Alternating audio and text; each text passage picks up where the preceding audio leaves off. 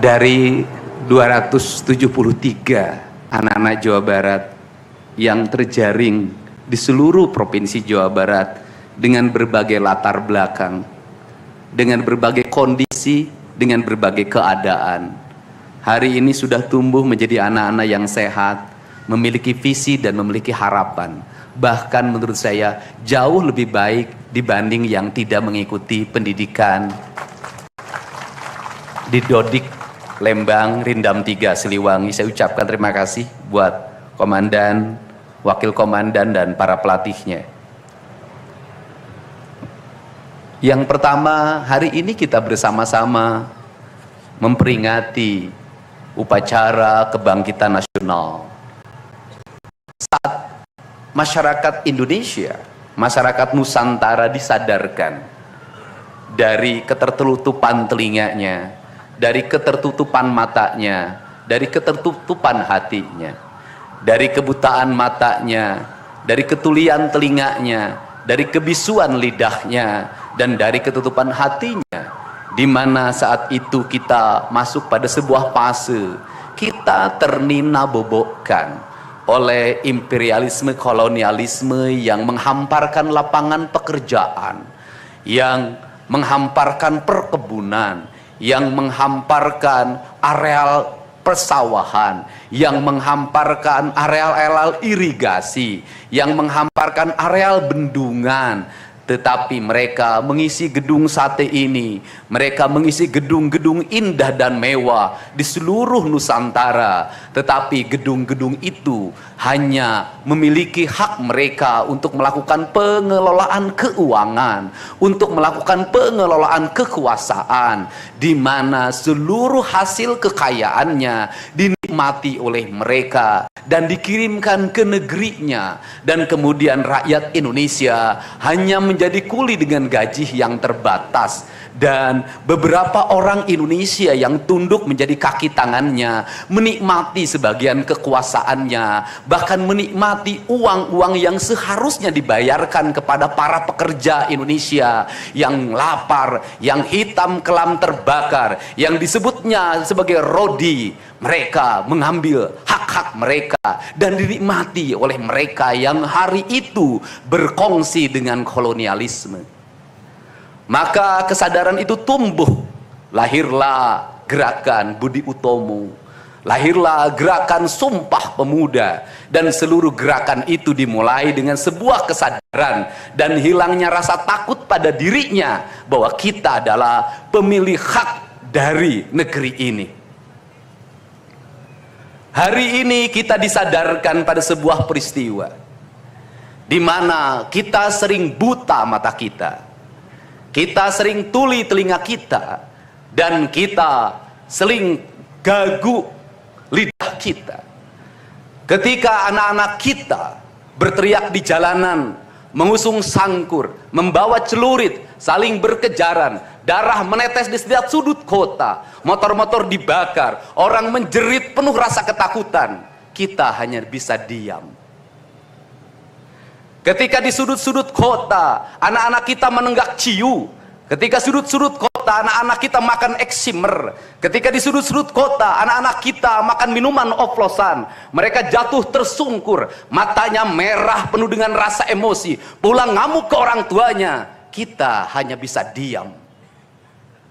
Ketika anak-anak kita menghabiskan waktu main game online sampai jam 4 pagi, tidak masuk sekolah, di rumah ngamuk, mengancam orang tuanya dengan pisau, menusuk kakeknya dengan sangkur, kita hanya bisa diam. Proses kita hanya dua, pidana dan penjarakan dalam penjara anak.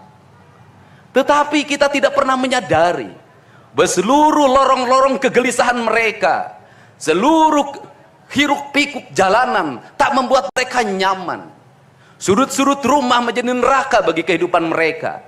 Lapang-lapang bola tergusur menjadi industri perumahan, pemukiman, dan pertokoan. Mereka kehilangan tempat bermain. Mereka kehilangan air yang jernih di sungai sehingga bisa mereka berenang. Mereka kehilangan gunung-gunung yang indah tempat mereka bercengkrama dengan alam. Mereka kehilangan sawah yang terhampar. Yang mereka lihat adalah kebisingan dan kebisingan. Bising di jalanan karena knalpotnya brong. Bising di rumah karena orang tuanya bertengkar. Maka mereka lari dalam lorong-lorong gelap. Digenggamnya handphone, diambilnya obat-obat terlarang, ditengahnya minuman dalam sebuah kelompok yang sama. Kita orang-orang yang terpinggirkan di rumah, kita orang-orang yang terpinggirkan di sekolah. Guru-guru telunjuknya menunjuk pada wajahnya, tapi tak bisa memberikan solusi kegelisahan jiwanya. Semua orang memberikan pengamatan, analisis, kajian. Itulah metodologi yang dikembangkan bangsa ini. Tetapi tidak ada yang berani mengambil solusi, mengangkat mereka di sudut jalanan, dimasukkan ke barak, dididik secara militer,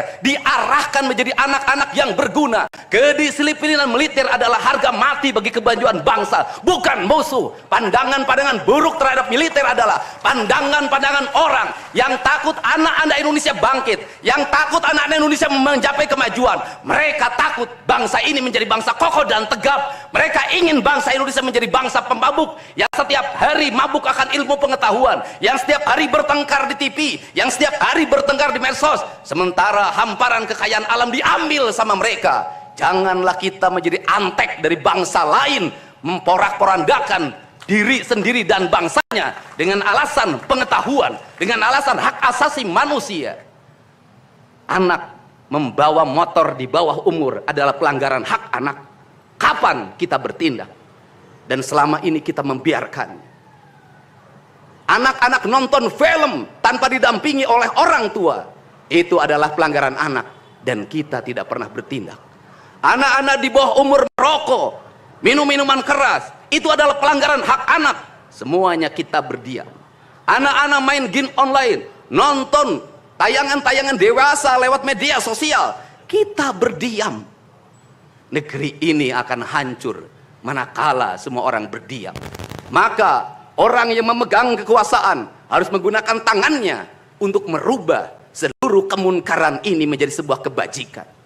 Kalau kita berkomitmen pada bangsa ini, problem anak-anak kita adalah mengkonsumsi tayangan yang bukan haknya di media sosial. Maka saya meminta peraturan pemerintah yang mengatur tentang itu segera dilaksanakan. Anak-anak di bawah umur tidak boleh mengakses media sosial yang bukan haknya. Seberapa besar pun gagasan yang saya gagas, seberapa kuat pun kekuatan yang saya bangun, saya tidak akan bisa melawan jutaan akun yang merasuki otak kiri dan otak kanan anak-anak kita. Untuk itu, pada saat ini sudah saatnya kita tidak saling menyalahkan. Untuk itu saat ini tidak ada salahnya kita mengambil tindakan berdasarkan perilaku kita masing-masing. Perilaku ekonomi menyebabkan anak-anak kita kehilangan ibunya karena pergi ke luar negeri. Perilaku ekonomi mengakibatkan anak-anak kita tidak pernah bertemu dengan ibu dan bapaknya karena mereka mencari rejeki. Mereka ada di pojok-pojok rumah bersama kakeknya. Kakeknya melarangnya dia main game online, melarangnya pakai motor jam 11 siang. Maka pisau dapur terhunus dan ditusuk seseorang kakek oleh cucu yang disayanginya. Kerangka pijak seperti ini harus dibangkitkan oleh kita. Semangat militer, bukan militerisasi. Kalau anak-anak dibangunkan jam 4 subuh, di mana letak salahnya dan di mana letak pelanggarannya? Kalau anak-anak dibangunkan, kemudian disuruh membereskan tempat tidur, apa salahnya dan apa pelanggaran hak anaknya? Kalau anak-anak disuruh sholat subuh, apa pelanggaran haknya? Kalau anak-anak mengikuti kuliah subuh, apa pelanggaran anaknya? Kalau anak-anak disuruh ngantri kemudian makan pagi, sarapan pagi dengan telur, dengan nasi, dengan pisang dan minum susu, di mana letak salahnya? Kalau anak-anak kemudian disuruh belajar, dan saat belajar duduknya bersikap, memandang ke arah gurunya, memandang mata gurunya, agar terjadi transformasi energi antara guru dengan muridnya, yang hari ini dihilangkan dengan digitalisasi, menghilangkan ruh spiritual konsepsi pendidikan kita, diganti dengan konsep pendidikan digital yang tidak lagi melahirkan hubungan emosional guru dan murid. Akhirnya murid-murid tidak menghormati guru-gurunya karena guru lupa mengekspresikan nilai-nilai spiritual dalam dirinya pada murid dalam ruangan yang hening, diganti dengan papan belajar digital. Di mana letak salahnya? Kalau anak-anak itu diajarkan makan siangnya tertib, berantri, berdoa sebelum makan, di mana letak salahnya? Kalau anak-anaknya sore hari diajarkan bola voli, sepak bola, latihan baris berbaris, di mana letak salahnya? Kalau sore hari anak-anak disuruh masuk ke masjid, mengikuti pengajian, di mana letak salahnya? Kalau setelah itu mereka makan malam, dan makan malam ditandai dengan berdoa, di mana letak salahnya? Kalau mereka jam 9 disuruh masuk barak, disuruh masuk ruang tidur, dan disuruh tidur, di mana letak salahnya? Justru hak-hak anak terdapat di barak pendidikan TNI, dan hak itu tidak mereka dapatkan di rumah-rumah. Di rumah-rumah anak-anak tidak bisa tidur malam. Mereka rata-rata tidurnya jam 4, jam 1 malam, jam 2 malam. Di rumah mereka tidak mendapat makanan yang bergizi karena serba fast food. Di rumah mereka tidak mendapatkan kasih sayang. Di jalanan mereka balapan. Mereka tidak mendapatkan ruang hidup tanpa gadget dalam setiap hari. Saya katakan, justru lingkungan kita hari ini, rumah, halaman rumah, kadang sekolah, kadang jalanan, bukan lagi tempat yang ramah untuk anak-anak Indonesia.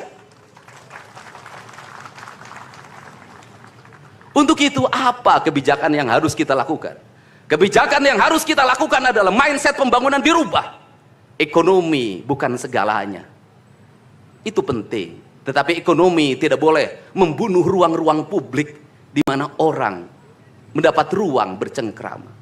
Desain rumah harus dikembalikan pada desain yang membuat jendela, membuat ruang untuk ibu dan bapaknya berkumpul. Halaman rumah harus tersedia di setiap kampung, jangan dihabiskan untuk bangunan, karena anak-anak ingin bermain di halaman.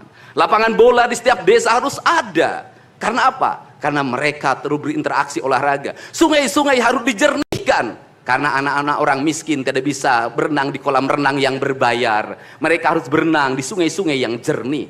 Gunung-gunung harus dihijaukan, karena anak kita perlu hiking dan traveling dalam setiap waktu. Anak-anak kita perlu berinteraksi dengan semesta. Lampu-lampu kadang sebulan sekali harus dimatikan, agar anak kita bisa menatap langit, melihat bulan dan bintang, bahwa dia adalah bagian dari cakrawala yang indah. Negeri ini sudah sesak dengan uang di kepalanya. Yang akhirnya apa? Pendidikan hanya menjadi ucapan dan tingkatan S1, S2, dan S3.